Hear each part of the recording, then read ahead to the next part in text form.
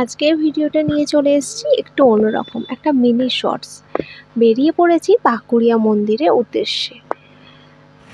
আমি কখনো যাইনি, ডোমজুর ইস্কন মন্দিরে গিয়েছিলাম, কিন্তু এই সলপের ওপরে যে হনুমান মন্দিরটা হয়েছে মানে পাকুড়িয়াতে, সেটা আমার যাওয়া হয়নি। তো চলে এসেছি আজকে তোমাদের দাদাভাইয়ের সাথে। চলো এরপর দেখে নেওয়া যাক কী কী আছে ভেতরে। হ্যাঁ, মন্দিরটার ভেতরটা ঢুকতেই খুব শান্ত পরিবেশ ছিল আর অনেকটা বড় এরিয়া নিয়ে।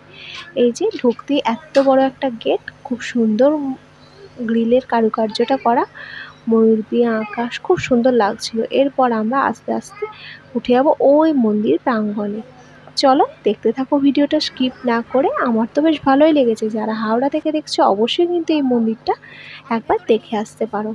এই যে মন্দিরে উঠতেই পাথরের যে কারুকার্যটা, সেটা অপরিসীম, বেশ দারুণ লাগছিল। আমরা দিনের বেলা গেছিলাম, ঠিক 11টা সাড়ে 11টা নাগাদ, কেননা সময় থাকে না বিকেলবেলা কোথাও বেরোবার জন্য।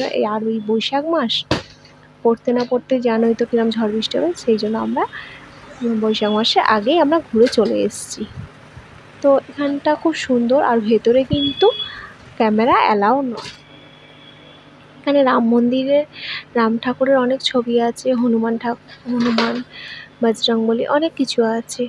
তারপর এই যে হনুমানজির ছোটোবেলাকার রূপটা, সেটাও এখানে আছে, খুব ভালো লাগছিল।